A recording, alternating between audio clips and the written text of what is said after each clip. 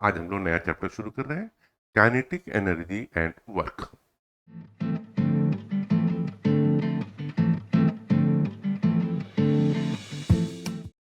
Kinetic energy and work. Kinetic energy means वो energy जो कि काइनेटिक से होती है, मीन्स किसी बॉडी के मोशन की वजह से जो एनर्जी उस बॉडी में आती है या उस बॉडी से जाती है, उसको हम लोग काइनेटिक एनर्जी कहते हैं। और वर्क, वर्क के बारे में अभी हम लोग 2 मिनट बाद हम लोग बात करेंगे। अरे, सबसे पहले एनर्जी। एनर्जी आप लोग को मालूम ही है क्या चीज है। एनर्जी एक, जैसे मोमेंटम कंजर्व था, वैसे ही एनर्जी इज आल्सो कंजर्व। जो दुनिया में, पूरे ब्रह्मांड में जितनी एनर्जी है उतनी ही रहेगी। आइंस्टीन ने तो एनर्जी और मास का इक्विवेलेंस भी निकाला था, E is equal to M C square. E is equal to M C square, जहाँ पे सी जो थी वो स्पीड ऑफ लाइट थी। एनर्जी के वेरियस फॉर्म हो सकते हैं, इलेक्ट्रिकल एनर्जी, काइनेटिक एनर्जी, जो सन से आपको जो एनर्जी मिल रही है वो एनर्जी, इनफैक्ट एवरीथिंग, हर चीज सिर्फ और सिर्फ एनर्जी से ही रिलेटेड है। वो चाहे थर्मल एनर्जी हो, वो चाहे लाइट एनर्जी हो, वो चाहे आपके किसी जगह पे होने की वजह से जो एनर्जी हो। मतलब कोई चीज अगर हाइट पर है तो उसके पास एक पोटेंशियल एनर्जी। और एनर्जी ना तो क्रिएट की जा सकती है ना खत्म की, एनर्जी वही रहेगी, उसका फॉर्म बदलता रहता है। जैसे आपके घर में एक इलेक्ट्रिकल एनर्जी आई, उससे आपने ओवन आपने स्टार्ट कर लिया, तो वो आपकी दूसरी एनर्जी में कन्वर्ट होगी। या उससे आपने ये कोई बल्ब आपने ऑन कर लिया, तो वो लाइट एनर्जी में बदल गई। क्लियर? तो एनर्जी हमेशा उतनी ही रहती है, और एनर्जी की यूनिट जो होती है वो जूल होती है। ये सारी बातें आप लोग जानते हैं। आइए हम लोग आगे देखते हैं। वर्क, ये वो वर्क नहीं है कि आप 6 घंटे से बैठे पढ़ रहे थे और आप थक गए। उसको हम लोग साइंटिफिक लैंग्वेज में वर्क नहीं मानते। आप लोगों ने क्लास 9th में पढ़ा होगा कि जब किसी फोर्स की वजह से जब वो चीज डिस्प्लेस होती है, तो एफ डॉट डी, फोर्स भी वेक्टर है, डॉट मतलब स्केलर प्रोडक्ट है, इनटू डी, डी डिस्प्लेसमेंट है। डिस्प्लेसमेंट किस तरफ है? फोर्स के डायरेक्शन में। तभी एनर्जी हम लोग की पॉजिटिव होगी। अगर फोर्स इधर लग रहा है और चीज इधर डिस्प्लेस हो रही है, तो ये निगेटिव हो जाएगा, क्योंकि एफ डॉट डी की वैल्यू जो होगी वो कितनी होगी? Magnitude of F into magnitude of D into cos theta. Clear? एक सवाल अभी यहाँ पे किसी ने पूछा है, अस्तित्व ने, कि सर क्या रियल लाइफ में ऐसा होता है कि फोर्स एक तरफ लग रहा हो और डिस्प्लेसमेंट दूसरी तरफ हो रहा है? एकदम लगता है, एकदम होता है। आप जैसे किसी बॉल को आप ऊपर फेंक रहे हैं, तो जब ऊपर फेंक रहे हैं तो ग्रेविटेशनल फोर्स तो आपका नीचे की तरफ लग रहा है, ठीक? और बॉल आपकी ऊपर जा रही है। क्लियर? धीरे धीरे धीरे करके बॉल की वेलोसिटी कम होती जाएगी, लेकिन मूव तो उसी तरफ कर रही है ना। तो work done by the gravitational force will be a negative work. Clear? अच्छा, ये वर्क हम लोग का एफ डी डॉट था। और एनर्जी और वर्क जो है, ये इन दोनों की यूनिट सेम होती है। तो जो एनर्जी होती है उसी से हम लोग कुछ वर्क कर लेते हैं, ठीक? और अगली बार में हम लोग पढ़ेंगे कि हम लोग जो चैप्टर का नाम था काइनेटिक एनर्जी। तो वर्क एनर्जी थ्योरम में हमेशा हम लोग काइनेटिक एनर्जी की ही बात कर रहे होते हैं। Work and kinetic energy, change in kinetic energy is a work done. Clear? Change in kinetic energy, delta K is equal to work done. अब जैसे यहाँ पे है, ये इनिशियल काइनेटिक एनर्जी है, ये फाइनल काइनेटिक एनर्जी है। ये एक बीड है, एक कांस्टेंट फोर्स एफ लग रहा है इस तरफ, ठीक? ये फाई एंगल बनाते हुए, यहाँ पे वेलोसिटी v जीरो है, यहाँ पे वेलोसिटी v है। ये वेलोसिटी जो है इस फोर्स की वजह से वेलोसिटी लगातार चेंज हो रही है। एक वायर दिया हो, उसके ऊपर एक बीड है, उसको हम लोग एक तरह ऐसे करके हम लोग खींच रहे हैं तो वो आगे बढ़ रहा है। अब इस फोर्स के हम लोगों को मालूम है, हम लोगों ने वेक्टर में पढ़ा था हम लोग के दो दो इसको हम लोग पार्ट में हम लोग रिजॉल्व कर सकते हैं। ये फाई है, तो जो ये वाला जो फोर्स होगा, जो हॉरिजॉन्टल फोर्स होगा, वो हमारा हो जाएगा एफ कॉस फाई। क्लियर? तो ये एफ कॉस फाई ही जो है वो हम लोग के लिए इंपॉर्टेंट हो।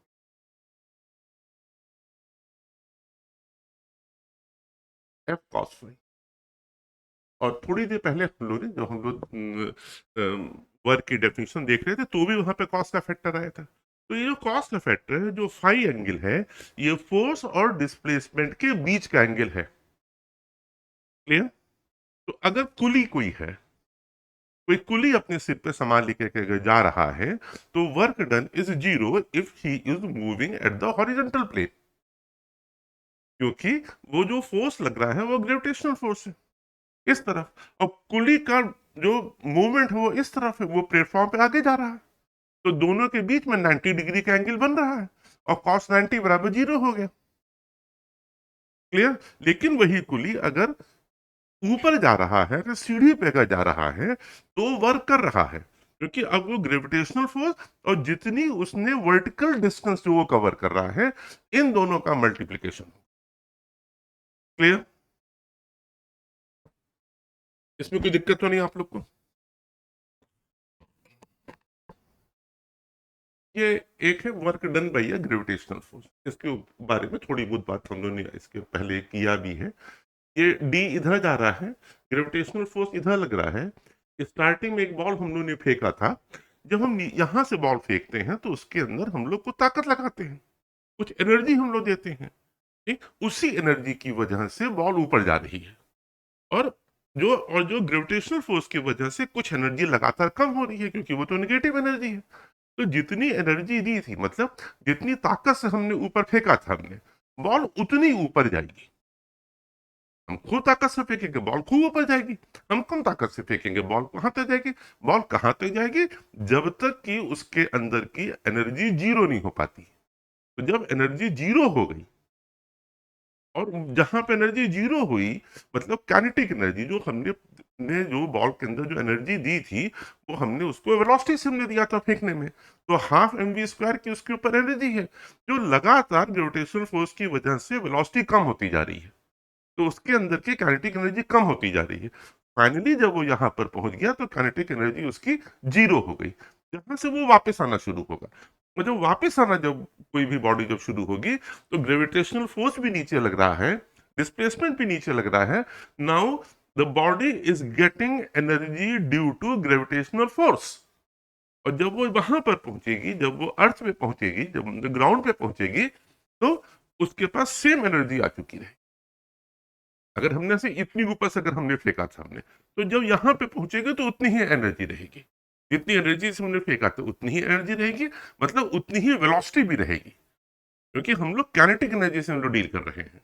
और अगर उसके और नीचे अगर चली जाती है, क्योंकि हमारा हाथ तो थोड़ा सा ऊपर रहा होगा जहां से हमने फेंका होगा, तो उसके नीचे जब जाएगी तो उसकी वेलोसिटी, जितनी वेलोसिटी से हमने फेंका था उससे ज्यादा हो जाएगी, क्योंकि उसके ऊपर लगातार एक कांस्टेंट फोर्स और कांस्टेंट एक्सेलरेशन लग रहा है।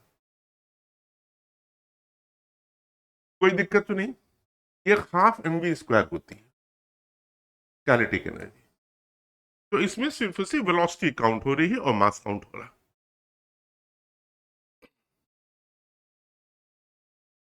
ये work done by a spring force. Spring force में हम लोग के पास तीन कंडीशन दी हुई है यहाँ पर। ठीक, एक एक पहली कंडीशन दी हुई, जबकि एस बराबर भी जीरो है और एफ बराबर भी जीरो है। स्प्रिंग के अंदर जो फोर्स लगता है वो एफ बराबर के एक्स करके लगता है, एफ बराबर के एक्स माइनस। ठीक, दिस इज द फोर्स। ये, और जो के है वो स्प्रिंग कांस्टेंट है, उसको हम लोग स्प्रिंग कांस्टेंट कहते हैं। ये अभी आगे हम लोग पढ़ेंगे, जब सिंपल हार्मोनी मोशन हम लोग कर रहे होंगे, उस चैप्टर में हम लोगों को ये आएगा। अभी उसके बीच में हम लोग के दो चैप्टर बाकी हैं। तो हम लोग हुक्स लॉ की बात कर रहे हैं। ठीक, अभी आपके सामने ये है, कोई स्प्रिंग है, हम लोग जिस फोर्स की बात कर रहे हैं वो जो फोर्स स्प्रिंग जो जो लगा रही है, तो यहाँ पर ये एक स्प्रिंग लगी हुई है, कोई एक बॉडी है, ना इसके ऊपर कोई फोर्स लग रहा है और ना ही कोई डिस्प्लेसमेंट हो रहा है। ठीक है ना, ये यहाँ पे खड़ी हुई है। इस वाले केस में हम क्या कर रहे हैं, इसको हम किधर कर रहे हैं, हम ये स्प्रिंग है, हम इसको इस तरफ खींच रहे हैं, ये है डायरेक्शन, हम इधर खींच रहे हैं। तो जो स्प्रिंग है ये इसको इस तरफ खींच रही है। स्प्रिंग जो फोर्स लगा रही है, स्प्रिंग इस तरफ लगा रही है, जो हम फोर्स लगा रहे हैं उसके अगेंस्ट में स्प्रिंग फोर्स लगा रही है। ठीक है ना, और चीज जो है वो इधर इधर बढ़ रही है। तो यहाँ पे क्या हो गया, यहाँ पे एफ निगेटिव हो गया और डी पॉजिटिव हो गया, ये जीरो है, जीरो जीरो पे है। और जब हम स्प्रिंग पे जब हम धक्का दे रहे हैं, ठीक, तो स्प्रिंग की का क्या रिएक्शन होगा, स्प्रिंग उस धक्के को अपोज करेगी, वो इस तरफ फोर्स लगाएगी। अब की बार स्प्रिंग जो फोर्स लगाएगी वो इस तरफ लगाएगी, और जो चीज जो जा रही है वो इस तरफ मूव कर रही है, तो उल्टा डायरेक्शन हो गया। क्लियर। तो यहाँ भी जो एनर्जी हम लोगों की, जो भी हम लोग की जमा हो रही है, वो इसीलिए बराबर, ये जो माइनस साइन है, माइनस साइन इस बात को पूरा दिखाता है। ये जो हम लोग बात कर रहे हैं which is the force by spring, और जितनी तेजी से हम लोग दबा देंगे उतनी एनर्जी उसके अंदर, स्प्रिंग के अंदर जमा रहेगी। तो जब हम रिलीज करेंगे तो वो वहां से वो वाइब्रेट करेगी। ये सब हम लोग किसी और चैप्टर में पढ़ेंगे। आप लोग ठीक से अगर काम करते रहेंगे तो हम लोग तेजी से आगे बढ़ेंगे। धीरे धीरे करेंगे जैसे चल रहा है तो हम भी आराम से चलेंगे। ये तो आपके अपने ऊपर है। आप लोग कुछ पढ़ते ही नहीं है, हम तो लगता है एक जने को नींद आने लगी। अच्छा, अब नीचे देख के सो रहे।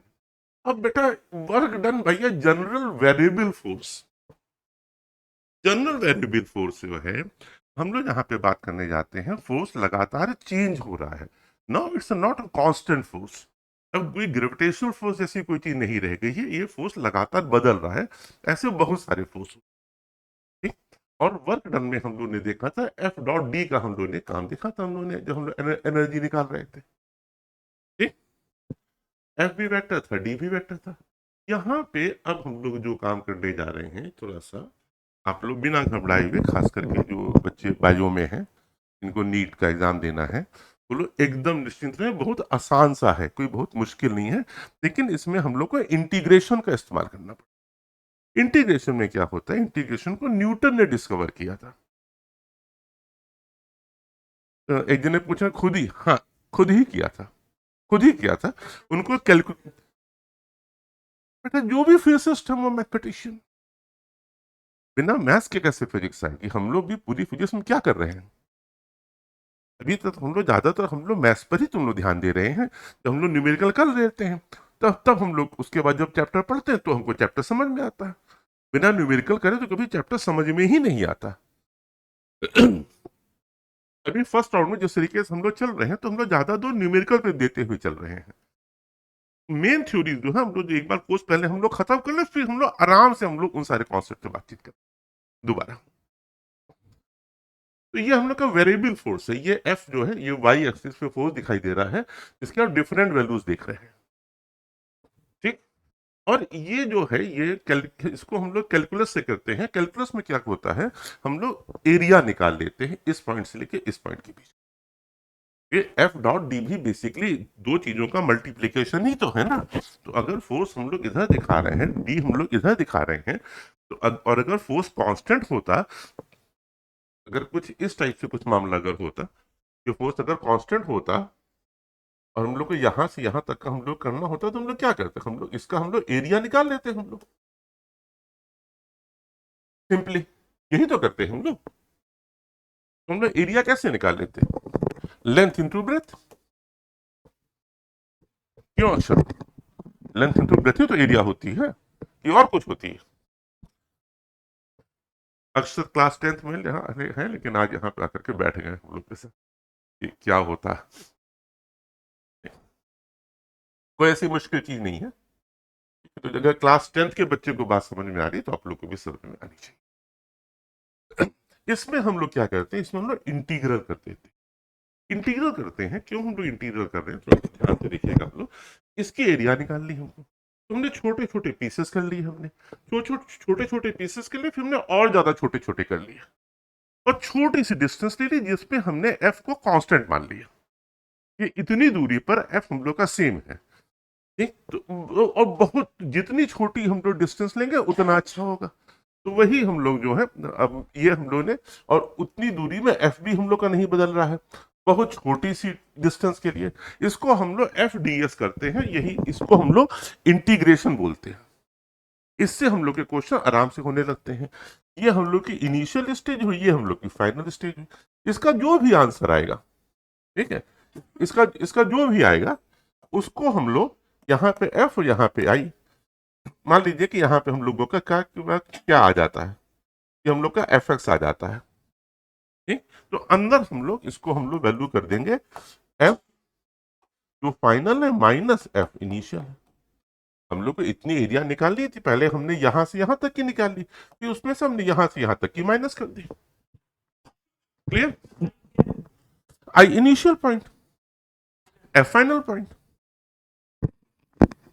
आई ये पॉइंट है, एफ ये पॉइंट है। चीज बढ़ रही है। हाँ हाँ, जो भी इंटीग्रेशन के बाद जो भी हमारा आया है उसमें हम फाइनल माइनस इनिशियल कर देंगे तो हमको उतने से बीच की हमको चीजें मिल जाएंगी। काइनेटिक एनर्जी, वर्क डन, और इसी वर्क डन से हम लोग फिर चेंज इन काइनेटिक एनर्जी भी निकाल लेंगे। तीन में क्या, एक्स वाई और जेड प्लेन पे क्या चीज, तो तीन अलग और तीन हम लोग अलग अलग निकाल लेंगे। तीन तीन हम लोग अलग निकाल लेंगे भाई, जहां पे वेरिएबिलिटी है वहीं पे करेंगे ना। हम तो जैसे जो हम लोग फोर्स भी लेते हैं तो हम लोग एक पर्टिकुलर डायरेक्शन में ले लेते थे ना, जैसे मान लो कि ये फोर्स अगर लग रहा होता था तो इसका हम लोग अलग कंसीडर करेंगे, इसका हम लोग अलग कंसीडर करेंगे। अब चूंकि ज्यादातर चीज हम लोग की अभी तक इधर ही जा रही थी, लेकिन अगर वो चीज भी अगर इस तरह भाग रही है तो फिर इसके दो हम लोग पार्ट कर लेंगे, एक ये वाला हो जाएगा और एक हम लोग का ये वाला हो जाएगा। ठीक, इसी तरीके से जो तीसरा डायमेंशन होगा जेड होगा, तो जेड की तरफ का क्या फोर्स लग रहा है और जेड डायरेक्शन में कितना डिस्प्लेसमेंट है, फिर उन दोनों का मल्टीप्लीकेशन हो जाएगा। क्लियर? क्या अक्सर क्या प्रॉब्लम, कुछ आपस में बातचीत हो रही। अब ये लास्ट टॉपिक था ये रेसनिंग में। बेटा रेसनिंग की थ्योरी बहुत अच्छी है, बहुत अच्छे से लिखा हुआ है, तो अगर आप लोगों के पास अगर रेसनिंग नहीं है तो जरूर ले लीजिए, उसकी थ्योरी पढ़िए, आपको मजा आ जाएगा आपको। हम लोग उतना बढ़िया, जितना बढ़िया रेसनिंग हेडे में लिखा हुआ उतना कोई एक्सप्लेन नहीं कर सकता है क्योंकि कहानियां ज्यादा है और हम लोग के पास टाइम कम होता है। पावर जो है क्या है, पर सेकंड वर्क डन पर सेकंड, इतनी पावर है किसके पास। पावर से मतलब ये मत समझ लीजिएगा बहुत पावर है, आप प्राइम मिनिस्टर हो गए हैं, मोदी हो गए हैं, मतलब वो सब नहीं पावर। पावर यहाँ पे लोग साइंस में बात कर रहे हैं, वर्क डन अपॉन टाइम।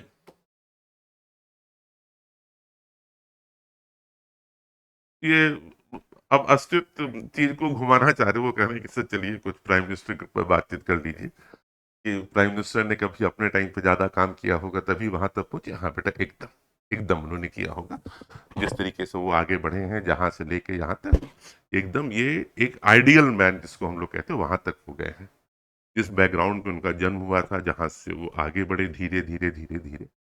और इनफैक्ट आज की डेट में तो मतलब कि जो उनकी पूरी इमेज हो गई है वो लार्जर देन लाइफ हो गई। मतलब now the BJP is not known for BJP. BJP हम लोग प्राइम मिनिस्टर की वजह से सब लोग बीजेपी को जानते हैं। अब ये Modi is more important in the party. उसके पहले के जो बाकी सब लोग हुआ करते थे उन्हें वहां पे पार्टी ज्यादा इंपॉर्टेंट होती थी।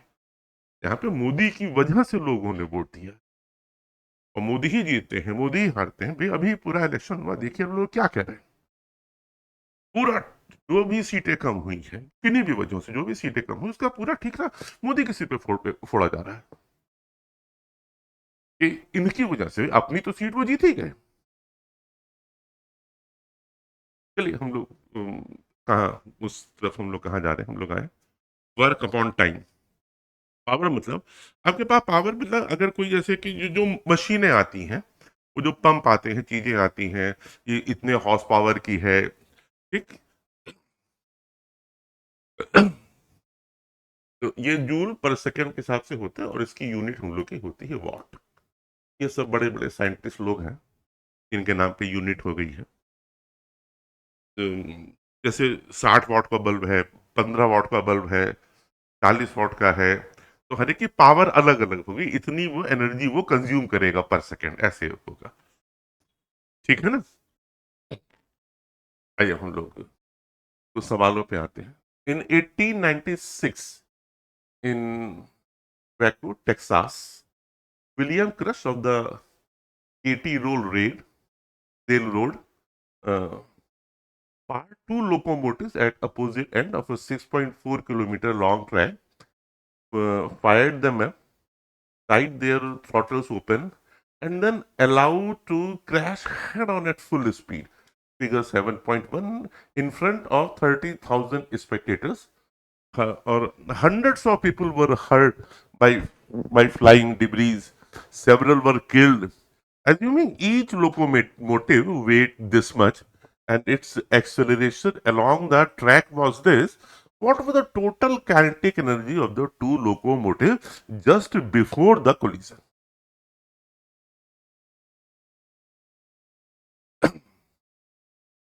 तो आपको क्या क्या दिया हुआ, आपको यहाँ पे 6.4 किलोमीटर लॉन्ग ट्रैक दिया हुआ है, एक आपको कांस्टेंट एक्सीलरेशन दिया हुआ है, और टू लोकोमोटिव है opposite end of 6.4 kilometre long train, तो हर एक को 3.2 किलोमीटर चलने को मिल रहा है। हुँ? इतना ही मिल रहा है ना, 3.2 किलोमीटर दोनों लोकोमोटिव। आपको एम दिया हुआ है। इनिशियली लोकोमोटिव जो इंजन है वो रेस्ट पे रहा होगा, वहां पर आते आते क्या स्पीड हो गई आपको निकालना है। और आपको ए दिया हुआ है, आपको ए दिया है कि डी या एस दिया है, और इनिशियल वेलोसिटी यू बराबर 0 दिया है। ठीक कोलिजन के पहले कितनी स्पीड रही होगी ये हम लोग निकाल सकते हैं। कैसे निकालेंगे? V square equal to U square plus twice S. U बराबर 0 है, 2 एस। 2 इंटू ए कितना हम लोग को दिया है, 0.26 metre per second square into 3.2 kilometre means 10 to the power 3। तो ये कितना हो गया, 2 इंटू 0.26, तो ये 0.52 into 3.2 into 10 to the power 3। तो ये कितना हो गया, तो हाँ हाँ 52 इंटू 32 होगा। तो ये कितना होगा, 5 से 15, एक लगभग 16 के आसपास आ जाएगा ना। 1.6 लगभग आ जाएगा।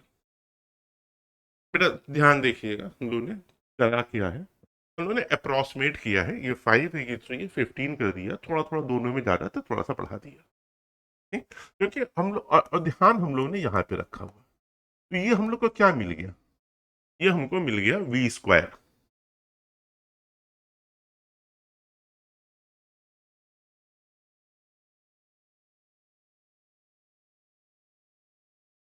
हम्म किसी ने इतनी देर में कैलकुलेट कर दी कि सर ये, किसी ने कैलकुलेट कर दी कि इसमें से 1.65 कर दीजिए। ठीक है, यही यही कह रहे हो ना।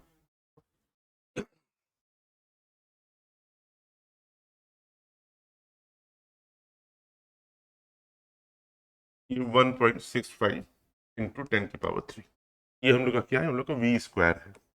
तो हाफ एम वी स्क्वायर एक के पास एनर्जी है, दोनों की कंबाइंड पूछी है ना। What was the total kinetic energy of the two locomotive just before the collision, एक की हाफ एम वी स्क्वायर है, मास सेम है, वेलोसिटी भी सेम रहेगी, क्योंकि सेम एक्सेलरेशन है, सेम डिस्टेंस है, एवरीथिंग इज सेम, इंटू 2 कर दिया, 2 हम लोगों ने कैंसिल कर, तो ये एम वी स्क्वायर की बराबर बची, वी स्क्वायर हम लोगों ने निकाल ही लिया है, 1.65 इंटू 10⁻³ और वेट कितना दिया है, लोकोमोटिव वेट 1.2 इंटू 10⁻⁶। बेटा ध्यान रखिएगा वेटेड ये न्यूटन में आ गया, न्यूटन में आ गया, इसका मतलब कि हम लोग अपॉन जी करेंगे, जी मतलब 10, ठीक, 9.8 होता है, लेकिन 10 से हम लोगों को इजी पड़ जाता है, तो ये 10 हम लोगों का ये गायब हो गया, और ये हम लोग का 6 की जगह हम लोग का 5 हो गया, पावर हम लोग ने कम कर दी ऊपर नीचे।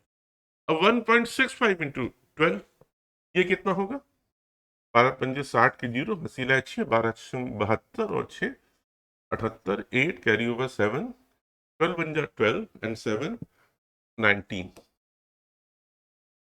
1.980 इंटू 10⁸8 जूल। क्लियर? जूल साहब भी एक बहुत बड़े साइंटिस्ट, उनकी देख लीजिएगा आप लोग, फोटो तो देख लीजिएगा, आपके लिए देवी देवता जैसी कोई चीज है। जूल की unit, joule is a unit, हाँ joule is a unit, joule was a great conversion में। बेटा देखो, देखें, आप डायमेंशंस की बात अगर आप कर रहे हैं कि डायमेंशन में कैसे होगा, जूल जो है हम चाहे एनर्जी की यूनिट हो या वर्क की यूनिट हो, ठीक, अगर आप वर्क से देखेंगे तो वो न्यूटन इंटू डिस्प्लेसमेंट हो जाएगा, ठीक, न्यूटन इंटू डिस्प्लेसमेंट हो जाएगा, न्यूटन मतलब कितना हो जाएगा, एम इंटू ए इंटू डी हो जाएगा, एम की यूनिट किलोग्राम है, ए की मीटर पर सेकेंड स्क्वायर है, डी कितना है ये भी मीटर है, तो किलोग्राम मीटर स्क्वायर पर सेकेंड स्क्वायर, यही पूछ रहे थे ना। तो ये तो आपका डायमेंशन वाले उसमें हम लोग ने किया होगा, तो कितना हो गया ये एल, एल आपका स्क्वायर में हो गया, L square M T to the power -2, इसके डायमेंशन। अगला सवाल देखते हैं। फिगर 7.4a, ये शायद फिगर है, shows two industrial spice sliding an initially stationary 225 kilogram floor save a displacement d of magnitude 8.5 meter straight toward their truck. The push F1 of spy 001, ये spy 001 है, ठीक, आप लोगों ने जेम्स बॉन्ड की मूवीज देखी कि नहीं देखी? देखी है? कौन सा जेम्स बॉन्ड है आप लोगों का?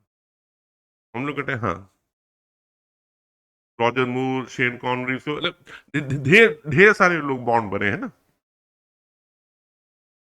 एक्टर्स, हाँ, नाम दिया, अरे देखिए भाई आप लोग कहाँ कहाँ देखते रहते, अब तो खाना बंद हो गया, हम लोग के टाइम पे बहुत ज्यादा, मतलब यही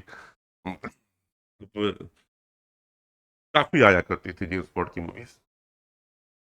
चले आइए, the push F1 of spy 001, उनका 007 हुआ करता था, जेम्स बॉन्ड का, तो इसमें कोई ये 001 है, इस जो पुश लगा रहे हैं ये 12 न्यूटन का है, directed eight an angle of 30 degree downward from the horizontal, ये इस तरफ दबा रहे हैं, ठीक, इस तरफ कर रहे हैं, पुश कर रहे हैं, उधर धकेल रहे हैं, और जो स्पाई 002 है ये 10 न्यूटन का फोर्स लगा रहे हैं डायरेक्टेड 40 डिग्री, और ये अपनी तरफ खींच रहे हैं, जैसे ये पीछे चल रहे हैं, और जो स्पाई 001 है वो इधर ढकेल रहा है, तो जो इधर ढकेल रहा है तो वो फोर्स इधर लग रहा है, और जो खींच रहा है वो फोर्स फोर्स ऊपर की तरफ लग रहा है, ठीक है ना बस?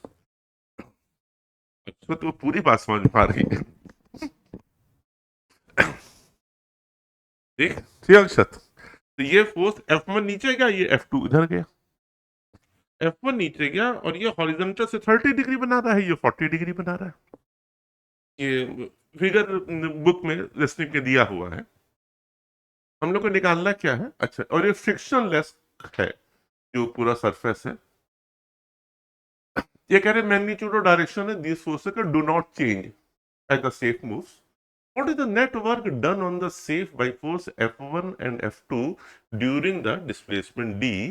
D दूरी को कवर करने में, D दूरी दी हुई है शायद, हाँ D दिया हुआ है 8.5, D बराबर 8.5 दिया हुआ है। ठीक, इतना इतना हम लोगों का ये जा रहा है 8.5। तो ठीक, तो क्या करेंगे हम लोग दोनों, हम लोग जिस तरफ मूव कर रही है चीज उस तरफ हम लोग फोर्स निकालेंगे, और फिर उससे हम लोग डिस्टेंस को मल्टीप्लाई करने का हमको वर्क डन मिल जाएगा। तो अब दो फोर्स है। ठीक, तो ये एफ जो पहले F1 देख ले हम लोग, F1 जो स्पाइक 001 लग रहा था वो ऐसे करके फोर्स लगा रहा है, और चीज को इस तरफ मूव कर रहा है, ऊपर से ढकेल रहा है ना। तो पैरेलल कोई भी फोर्स जो होते हैं, जो भी पैरेलल वेक्टर सारी को, ठीक, तो ये इसी के पैरेलल वेक्टर है ये। तो ये हम लोग का 30 डिग्री है, और F1 हम लोग को दिया हुआ है 12 न्यूटन दिया हुआ है। तो ये कितना हो जाएगा? 12 cos 30 इस तरफ। और जो F2 फोर्स है वो इधर है, ये 40 डिग्री पर है। ये वाला फोर्स कितना हो जाएगा? F2 F2 F2 cos 40 हो जाएगा ये भी। ठीक? ये F2 10 है, ये cos 40 हो गया। तो टोटल फोर्स डिस्प्लेसमेंट की डायरेक्शन में इतना ही लग रहा है। तो इन दोनों को हम लोग ऐड कर सकते हैं, तो ये हम लोग को टोटल फोर्स मिल गया इनटू जो डिस्प्लेसमेंट है 8.5। कैलकुलेशन हम करेंगे, कैलकुलेशन आप लोग करेंगे? कर लेंगे, बताइए। cos 30 कितना होगा? cos 30 5.8 होगा। √3 प्लस 10 cos 40 कितना होगा? cos 30 और cos 45 के बीच में होगा। तो cos 30 कितना है? 1.7। अरे 1.732 को अपॉन 2 करोगे तो कितना आएगा? 0.866 आएगा ना। अच्छा, और cos 45 1/√2 है, तो 1 तो √2 से ऊपर नीचे हम लोग मल्टीप्लाई कर देंगे, है ना। ये कितना हम लोग आ जाएगा? 0.7 आ जाएगा, ये 0.707 आ जाएगा। ठीक, तो अब ये 30 और 40 के बीच में हमको लेना है। तो हम लोग को अब ये कितना हम लोग का आ गया था? 0.866 और 0.707, इसके बीच में हम लोग को लेना है, और इस तरफ ज्यादा लेना है, क्योंकि ये 40 है ना, तो 45 के पास ज्यादा है। 0.8 से कुछ कम ही होगा, चलिए 0.8 हम लोग आराम से ले सकते हैं। तो ये कितना हो गया? ये तो 8 हो गया, और ये कितना हो गया?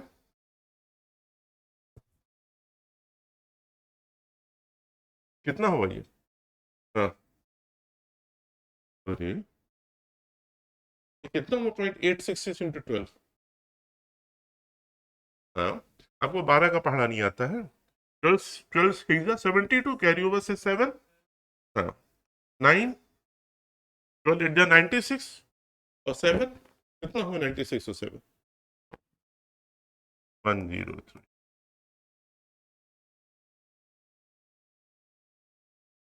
प्लस 8, मतलब 18.392। ये क्या है? जूल।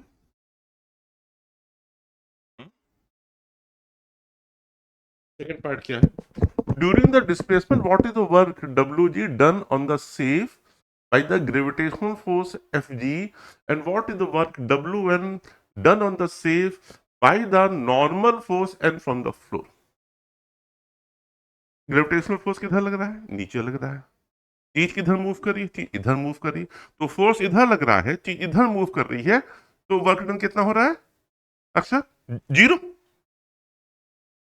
भाई इसके परपेंडिकुलर मूव कर रही है ना। हमने अभी वो जो पुली वाला बताया था, cos थीटा तो 90 हो गया, और जिधर ग्रेविटेशनल फोर्स लग रहा है उसी के अगेंस्ट नॉर्मल फोर्स लग रहा है, तो वो भी 0 हो गया। The safe is initially stationary, what is its speed wf and the end of the 8.50 meter displacement? Initially kinetic energy zero है, और हम लोग ने अभी थोड़ी देर पहले बात किया था कि change in kinetic energy is to work done. Work done हम लोग ने निकाल लिया, वर्क डन हम लोग का इतना हम लोग का आ गया, वर्क डन हम लोग का आ गया है, ये कहाँ ध्यान है, हाँ वर्क डन आ गया। तो kinetic energy half mv square बराबर 18 पॉइंट लगभग 4 हम लोग ले लेते हैं 0.392 को, और v स्क्वायर आपको निकालना है, तो कितना हो गया ये 18.4 इंटू 2 अपॉन मास कितना दिया हुआ है 225 केजी। अब निकाल लेंगे, अभी भी नहीं निकल पाएगा, बताएं कितना है। 2 से काटेंगे नहीं, 2 से नहीं काटेंगे, ये हम लोग को दिया हुआ है ना, हम लोग को इसका अंडर रूट लेना है। तो ये तो 225 दिया हुआ है, ये तो सीधे सीधे v बराबर सीधे सीधे नीचे तो 15 आ गया, ऊपर 18.4 इंटू 2 है, तो 18 दूनी 36 हो गया, 6.1 कर लीजिए।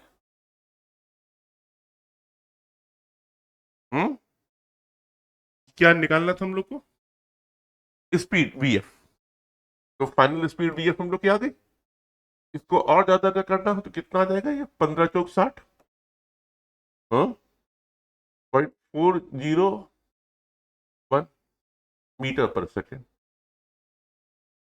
क्लियर, 0.4 मीटर पर सेकेंड, कोई दिक्कत तो नहीं हो रही है।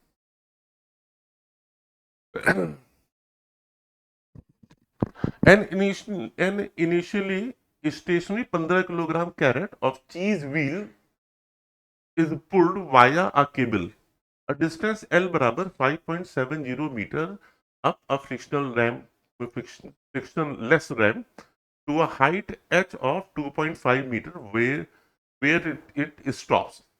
How much work Wg is done on the crate by the gravitational force Fg during the lift?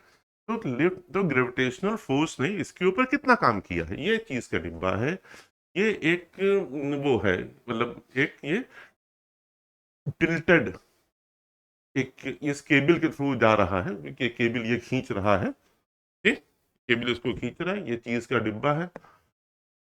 भूख लगी,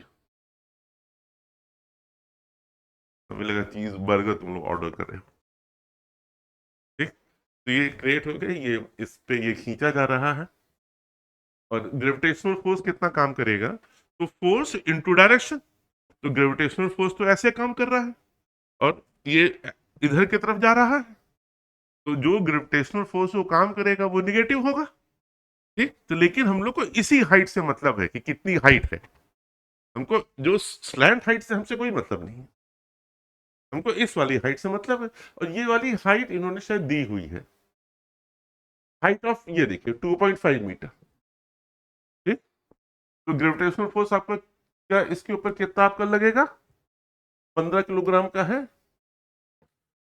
15 इंटू जी, ये फोर्स लग गया ग्रेविटेशनल फोर्स, इंटू हाइट, ठीक, तो ये कितना हो गया 15 इंटू 10 इंटू हाइट कितनी 2.5,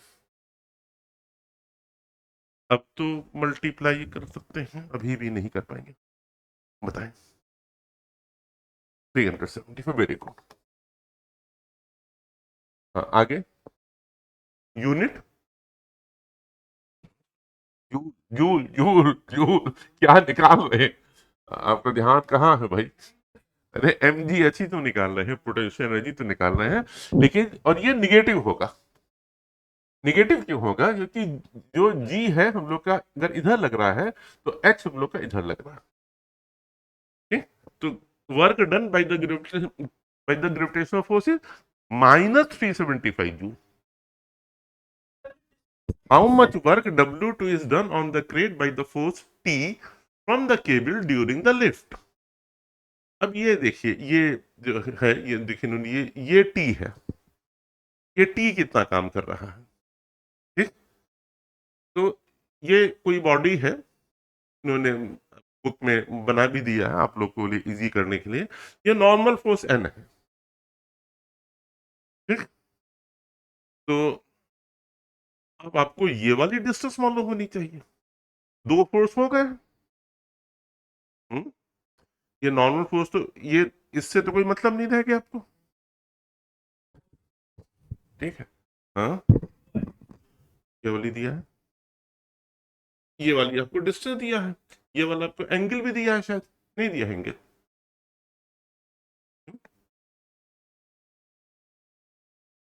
हाँ, केबल कितना काम करेगा, केबल कितना काम करेगा, कितना काम करेगा।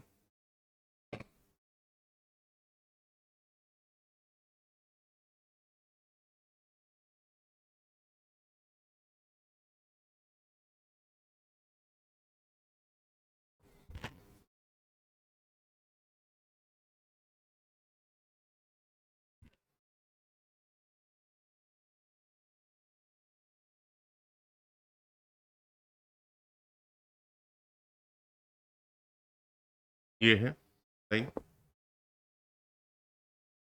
ये दिया है, ये कोई बॉडी है, mg फोर्स नीचे लगा, इसके दो फैक्टर हुए, एक ये हुआ और एक फैक्टर ये। ठीक,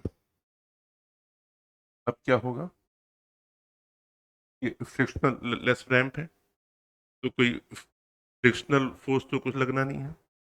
इस ये ये एंगल थीटा है, ये फोर्स कितना हुआ, ये हुआ, ये फोर्स mg है, ये हुआ mg cos थीटा, और mg sin थीटा इधर लगा।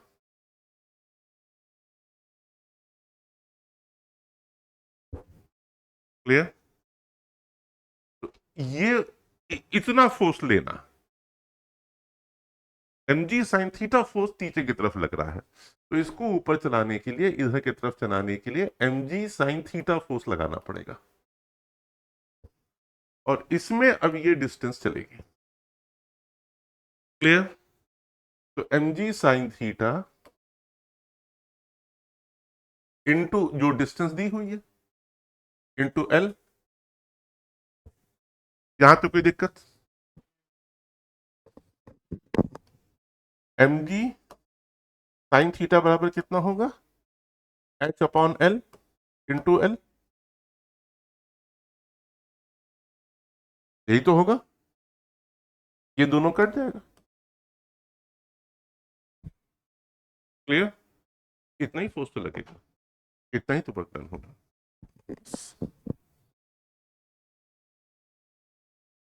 ठीक है, how much work W2 is done on the crate by the force T from the cable during the lift।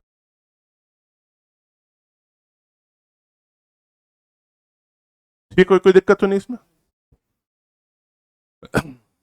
Those constant force F1 and F2 acting on a box as the box slides rightward across a frictional-less floor. Force F1 is horizontal with magnitude this.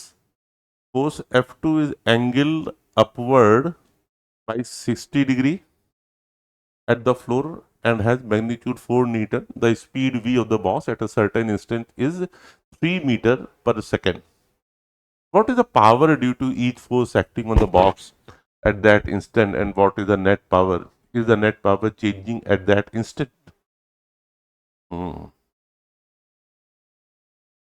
सवाल दोबारा, ये एक body है, एक force इधर लग रहा है, एक फोर्स इधर लग रहा है। ठीक है, F1 is horizontal with magnitude 2 Newton और force F2 is angled upward by 60 degree to the floor and has magnitude 4 newton. तो इधर की तरफ जो फोर्स लगेगा, लगेगा जो F2 फोर्स जो है, जो उसका ये वाला पोर्शन, वो कितना हो जाएगा, F2 cos थीटा। ये हो जाएगा F2 cos 60, और cos 60 बराबर कितना होता है आपका 1/2, और F2 बराबर कितना आपको दिया है 4 न्यूटन, तो 4 into 1/2 equal to 2 newton. Clear, तो 2 न्यूटन का फोर्स इधर लगा, दो ही लगा ना।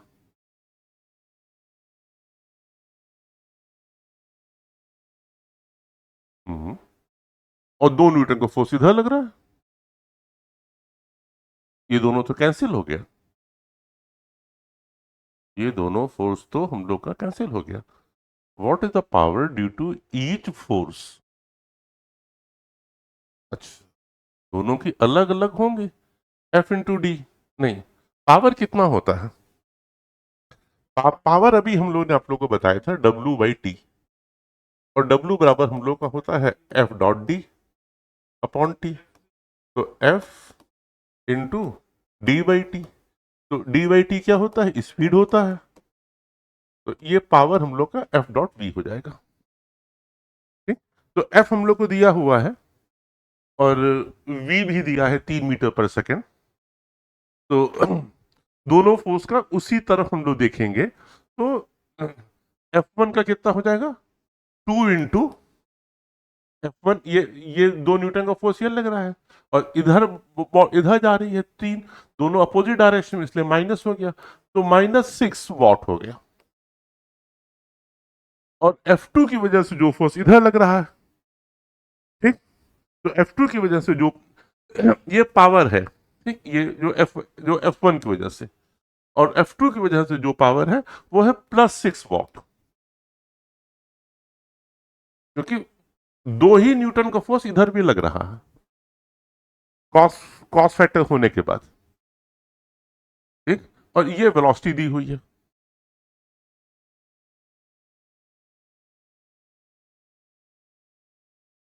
हाँ, is the net power changing at that instant? What is the power due to each force acting on the boss at that instant, जब 3 मीटर पर सेकेंड है। And what is the net power? इस सब net power हम लोग की zero हो गई है। Is the net power changing at that instant? क्या पावर हम लोग की उसमें बदल रही है? हाँ, कहाँ बदल रही है? नहीं बदल रही है ना। F1 F2 सारी चीजें हम लोग की सब फिक्स है, कुछ और ऐसा फोर्स लग नहीं रहा है, पूरा फोर्स जीरो है, तो जो जो वेलोसिटी बनी वही वेलोसिटी बनी हुई है। If the magnitude of F2 is instead 6 Newton, what now is the net power and is it changing? अब सवाल बदल गया आपका। अब आपका क्या हो गया? अब अगर 6 न्यूटन है तो यहां पे आपका 6 आ गया। If the magnitude of F2 is instead 6 Newton, तो 4 की जगह 6 आ गया, कॉस थीटा वही रहेगा। अब ये 3 न्यूटन हो गया। ठीक, तो इस 3 न्यूटन की वजह से जो अब जो पावर का जो लग रहा है वो कितना हो गया? वो 3 × 3 हो गया, और ये 9 हो गया। और अब जब और एक रिजल्टिंग फोर्स भी लग रहा है, इधर की तरफ लग रहा है 3 न्यूटन, इधर की तरफ लग रहा है 2 न्यूटन, तो जो रिजल्टिंग फोर्स है अब वो लग रहा है 1 न्यूटन। बात समझ लो, 3 न्यूटन इधर लग रहा है, 2 न्यूटन इधर लग रहा है, तो इधर की तरफ रिजल्टिंग फोर्स अगर 1 न्यूटन लग रहा है, तो अगर रिजल्टिंग फोर्स लग रहा है तो इसका मतलब एक एक्सीलरेशन भी है, और अगर एक्सीलरेशन है तो स्पीड लगातार बदल रही है। तो अगर, ठीक है ना, तो and is it changing? Yes, yes, it is changing, because now the speed is changing all the time. Clear? कोई कंफ्यूजन नहीं किसी तरह का?